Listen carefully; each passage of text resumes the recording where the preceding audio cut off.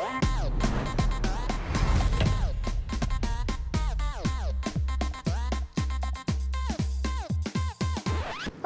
hi there. My favourite moment from last year's HGG was when Amnesiac wearing all-American clothing at the finals. When New Zealand beat Australia. When the Philippines beat Germany. Well played! What's my favourite number? 30. 30. 30. Pasta? Yeah, definitely 30. And the pizza. My 30 favourite card? That's too much. You what, mate? 30 cards right now? I have to play. The global games are all about National pride. Team spirit. Cheering for Germany. great community of friends and family. For your winners, Czech Republic. This year, Czech Republic doesn't stand a chance against Sweden. They don't even stand a chance. Spain has a really good chance to beat them this time. What makes the US such great Hearthstone players? Playing smart. French players love to play different decks. What does Belgian Hearthstone players have in common? Pride?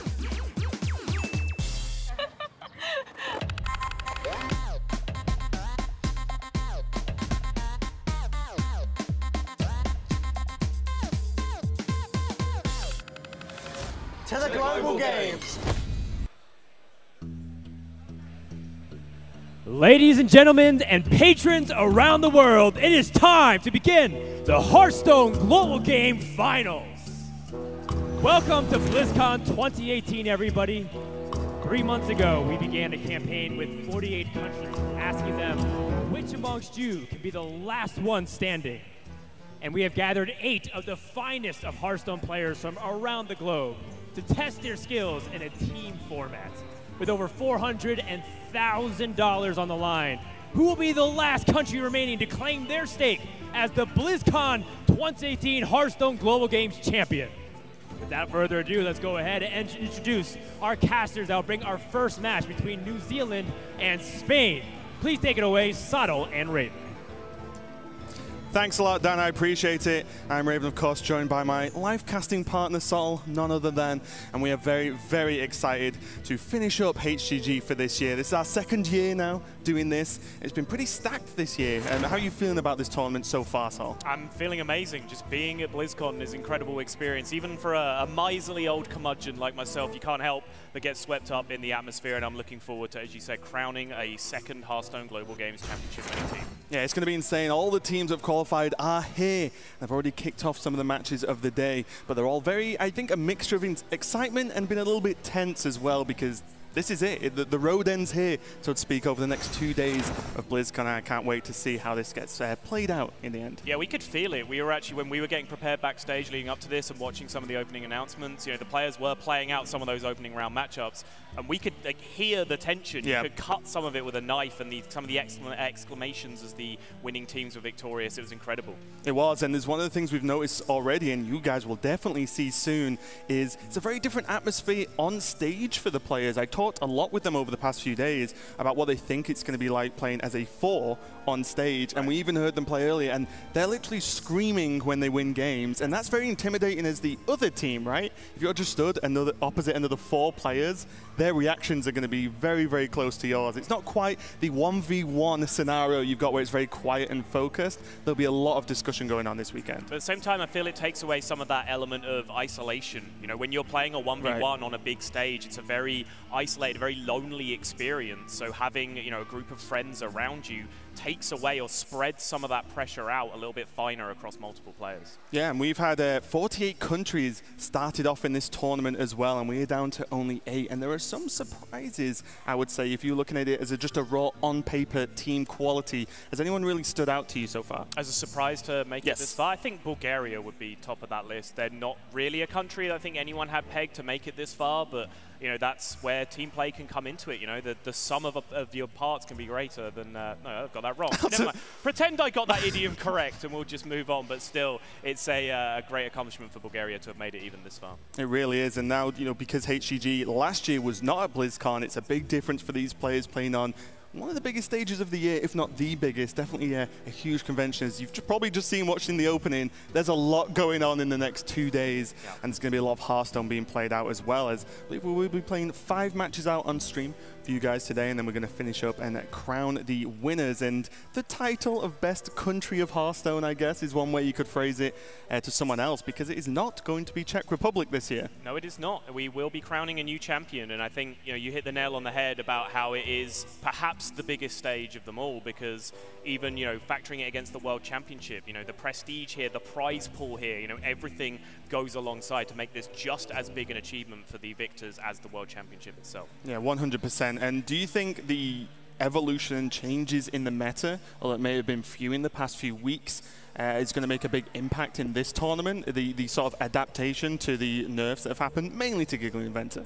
Yeah, I think Manaworm actually ends up being a little bit Probably, of a bigger that's true, deal actually. because this is a 9-deck format. Every country has to bring a deck for each of the individual 9 classes, which means you have to find a mage deck. And we're seeing players go back to big spell mage, kind of an old school deck in this position, but also still try and go aggro mage with a Murloc mage package instead, and even I was just going to say quest mage being thrown into the mix for this tournament. Yeah, that's going to be quite the sight if we do get to see it, because there are obviously, this is a 9-deck tournament. In case you've not been keeping up with HGG as much as possible, there's been many matches played out over multiple weeks. This is a whole 9-deck, 9-class tournament. You have to bring them all, but there are also a lot of bans and picks as well. It's a very different format, something you may have seen in, say, HGT, for example, and a lot of like the tour stops and general Hearthstone competitive play. Yeah, it's still, narrowed down from that 9-deck format to a eventual best of 5. So there is a long pick and ban phase leading up to that. Yeah, and do you think there's any teams that have really stood out in terms of the difference between communication involved? As you said, it isn't the solo play, it's all 4 players. Although there's one person piloting a deck at any given time, all 4 players are free to discuss everything that they want to. They'll be crowded round, they'll be playing in front of the same monitor, the same PC, the same game. Is there any teams that have really sort of took that to their advantage? I mean, you'd have to look at Brazil first and foremost, just because of the record that they had coming into this. It's difficult for us just looking on as casters to get a handle on the communication, because of course the players are often communicating in their native language. Yes. We don't feel safe asking them to communicate in and English. we are rubbish and don't speak other languages. Exactly. So it's not like we're listening into the players as they communicate. So a lot of the times we can only theorize, but I can only hope to say that the teams that have been the most successful, like Brazil, have had the best communication as well. Yeah, and we can check out the brackets of how these teams got here, and this was the Group A of the second stage of HGG, and you see there Spain's run going through Chile and Portugal to win that group, and then Brazil as well stomping through the lower side of Group A. And Brazil in itself as a team, we spoke to them, I think they've been hanging out the most backstage with us, at least in general, yeah, and they have seemed quite confident, as they were the Swiss leaders overall, so they've had a very powerful run, even though that group stage may have not displayed it. Yeah, and this is where Bulgaria, who I will say are the big upset from my book to qualify here, and they took out some big names on the way there. Netherlands, first and foremost, one of the really most well-represented countries in the entire tournament, and then taking out our boys, the UK, as well. Yep. And they might not be regarded as the powerhouse that we might think they are, but still, the likes of Ball Control are really making a push this year to be a top-tier Hearthstone player, and I'd consider that one an upset just objectively as well. Yeah, and Hong Kong, just a general surprise. I'm quite excited to see what they do, because a lot of these players we don't see a lot of in outside tournaments like HGG and a few of the tour stops. Moving on though to Group C, New Zealand, probably one of the more open and chatty teams, I would say. They like to have a lot of fun. They've been involved in some of the crazier games of Hearthstone, of the HGG circuit. They've been going through winning the group, so New Zealand I think is maybe a dark horse, you could say, but one to definitely keep an eye for. I think they can do well. Yeah, and then Chinese Taipei, again, probably upsetting the United States, maybe you'd have to consider, and then Singapore vanquished on the way as well. Chinese Taipei joining New Zealand out of that group. Yeah, and then finally, Group D, we had China go through, so kind of opposite success to their current year in HCT competition, of not really getting the work done they needed to, but in country versus country tournaments, they're doing pretty well, beating Norway in that winners match to go through as the group winners.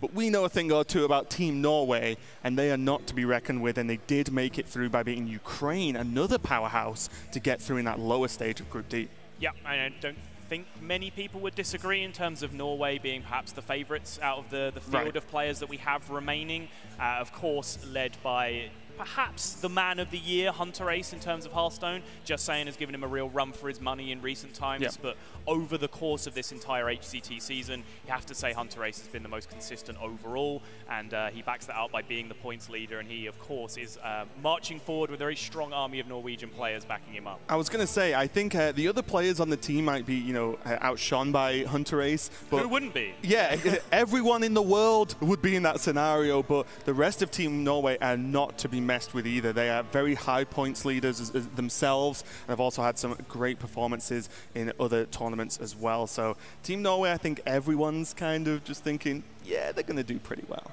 Yeah, I mean, you have to place bets on them if you're so inclined. They're an incredibly strong team. Yeah, we are going to be seeing New Zealand versus Spain.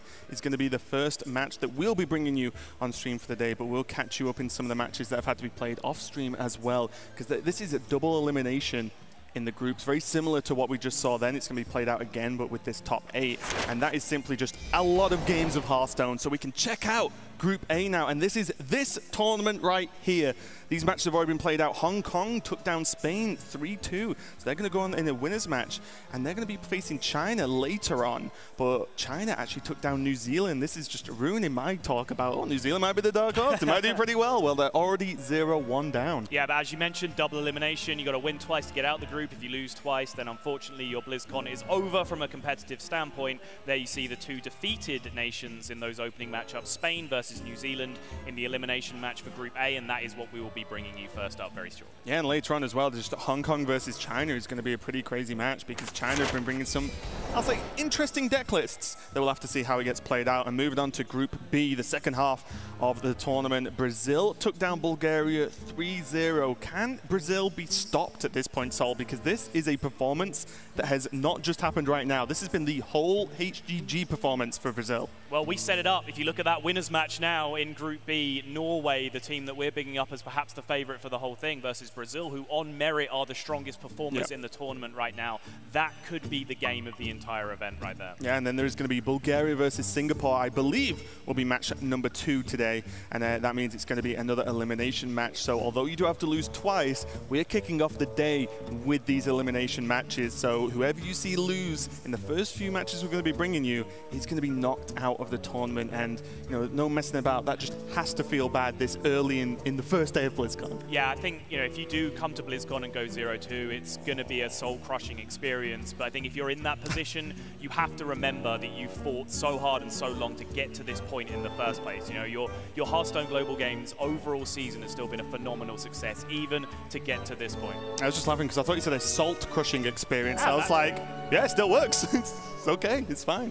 But yeah, I'm excited to bring this matchup to you, though. New Zealand versus Spain, two very outspoken and popular teams, I think, in terms of the cheers and stuff that can go on during HGG, which has been pretty successful for these teams. But AK Wonder, we've talked a lot to, and he's been pretty hyped about this tournament, and he fancies his chances with the very fiery team of Spain. Yeah, AK Wonder is always a very confident personality in himself, but again, he's can back that up with strong results, and again, he feels very, very strong about being here.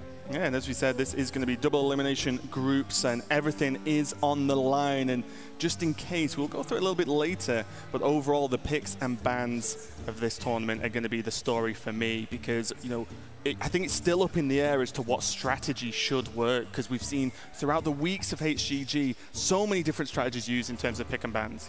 Yep, we have, and we are just about ready to get started with our first match. I believe Frodan is on stage, ready to welcome